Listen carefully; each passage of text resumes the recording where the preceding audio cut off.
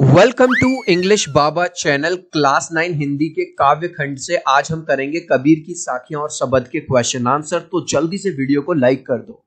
I hope children आपने video को like कर दिया है और अभी तक चैनल को सब्सक्राइब नहीं किया तो सब्सक्राइब कर दो सो दैट आपको हमारे सारे अपडेट्स मिलते रहें। क्वेश्चन नंबर 1 देखिए, मान सरोवर से कवि का क्या आशय है। चिल्ड्रन, मान सरोवर, तो मान होता है मन, सरोवर होता है तालाब।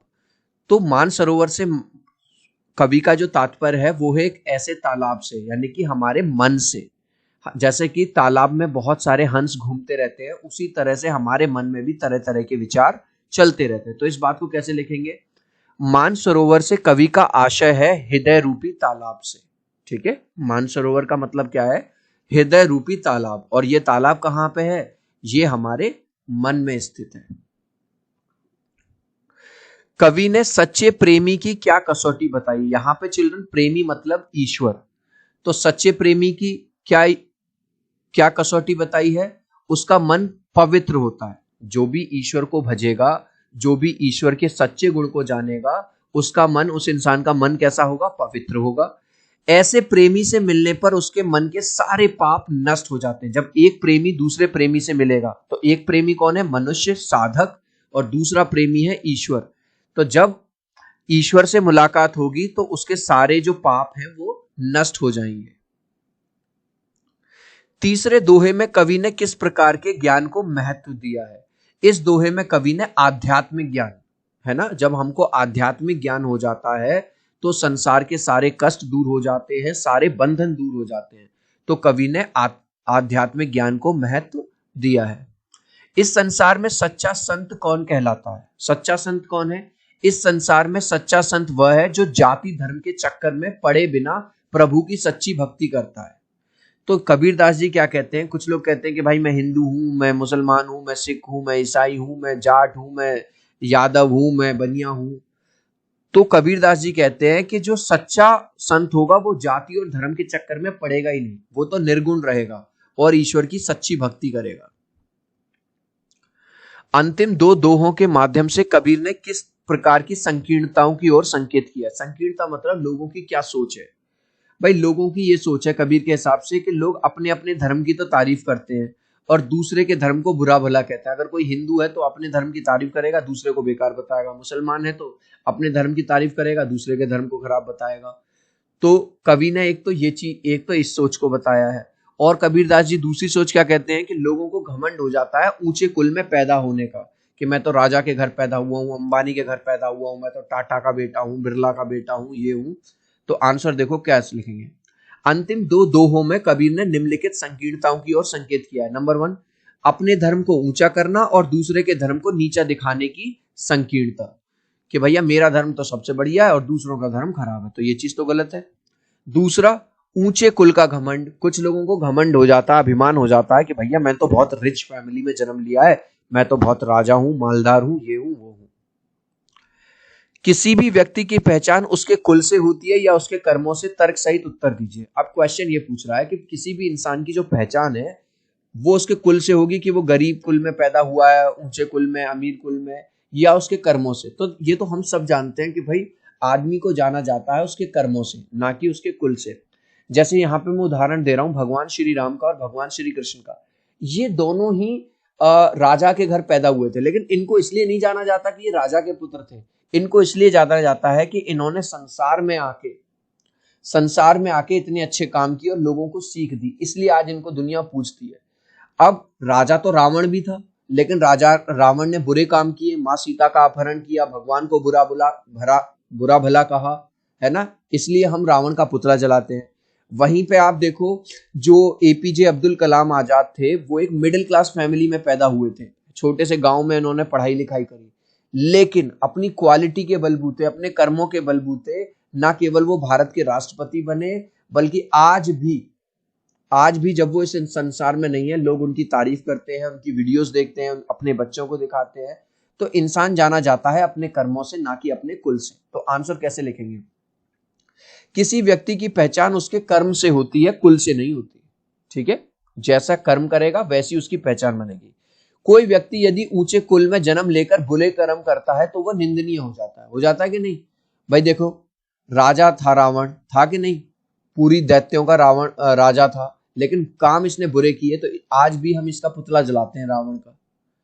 वहीं अगर दूसरी तरफ बात करें, इसके विपरीत यदि साधारण परिवार में जन्म लेकर कोई व्यक्ति अच्छे कर्म करता है तो समाज में आदरणीय बन जाता है।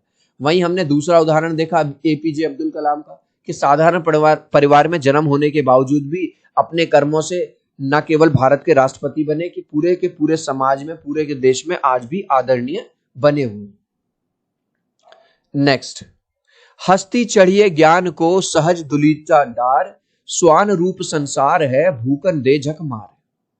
तो कवि यहां पे क्या कहना चाह रहे हैं कि जब किसी इंसान को सच्चे ज्ञान की प्राप्ति हो जाती है तो वो एक हाथी पे सवार हो जाता है, एक हाथी की तरह चलने लगता है। जिस इंसान को ज्ञान की प्राप्ति हो जाएगी और वो हाथी के समान चलेगा, अब उसको मोह माया से कोई फर्क नहीं पड़ता, सांसारिक बंधनों से कोई फर्क नहीं पड़ता।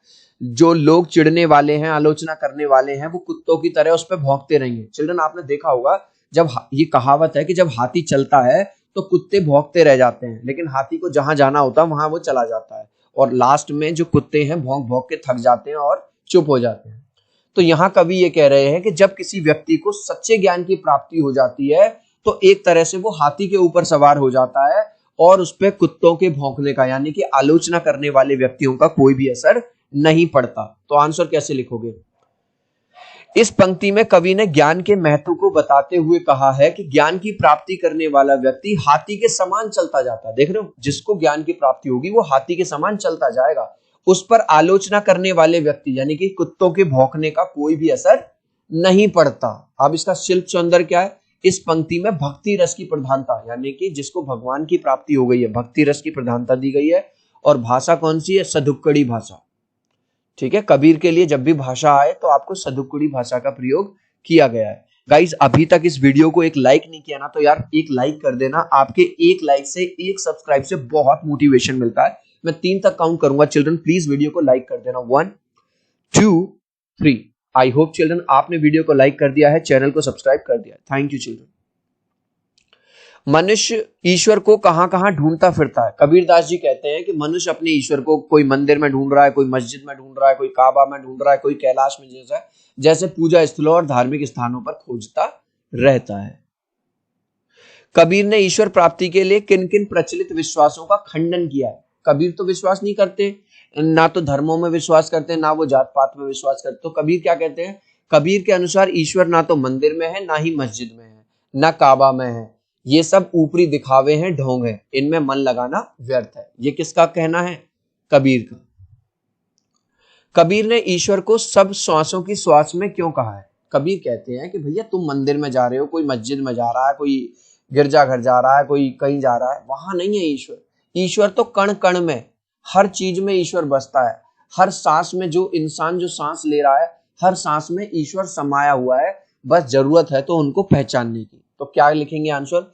कबीर का मानना था कि ईश्वर मंदिर मस्जिद में नहीं बल्कि हर कण कण में है और सभी प्राणियों की सांस में समाया हुआ है। कबीर ने ज्ञान के आगमन की तुलना सामान्य हवा से ना कर आंधी से क्यों की है?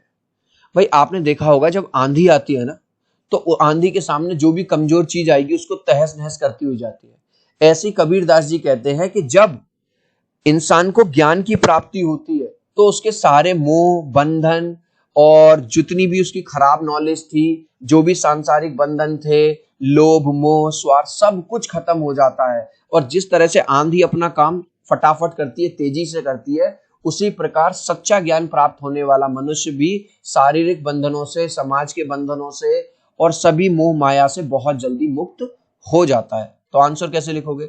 जिस प्रकार आंधी आने से रास्ते में पड़ने वाली कमजोर चीजें नष्ट हो जाती हैं, उसी प्रकार जब ज्ञान की प्राप्ति होती है तो मनुष्य के सारे सांसारिक बंधन भी नष्ट हो जाते हैं और मनुष्य का मन कैसा हो जाता है? पवित्र होकर ईश्वर में लीन हो जाता है।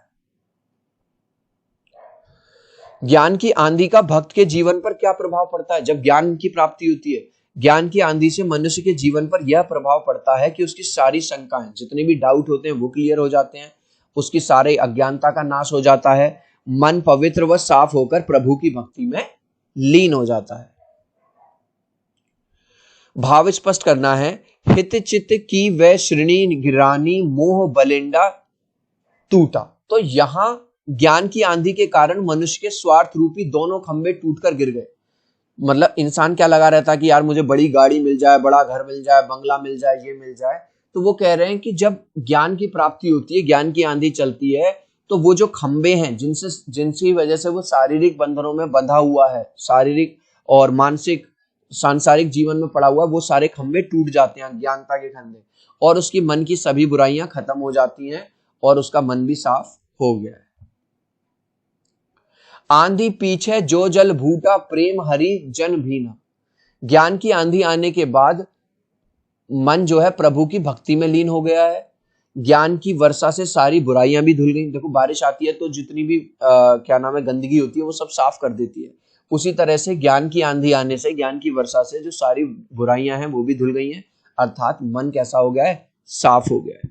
इस लास्ट क्वेश्चन का आंसर आप मुझे दोगे कमेंट सेक्शन में, देखूंगा कितने बच्चे राइट आंसर देंगे। डैश के अनुसार ईश्वर मंदिर मस्जिद में नहीं बल्कि हर सांस और कण कण में बसते हैं। ये वाली बात किसने कही है कि जो ईश्वर है वो मंदिर मस्जिद में नहीं बल्कि कण कण में और हर श्वास में बसते हैं? कबीर ने कही है, रहीम ने कही है, तुलसीदास ने कही है या नहीं? आप चाहो तो अपने आंसर में ए बी सी या डी लिख देना कमेंट में, ठीक है। मैं देखूंगा कितने बच्चे राइट आंसर देंगे। सो आई होप मेरा छोटा सा वीडियो आपको बहुत अच्छा लगा होगा। प्लीज वीडियो को लाइक कर देना, चैनल को सब्सक्राइब कर देना। अब हम मिलते हैं अगले वीडियो में। Bye bye.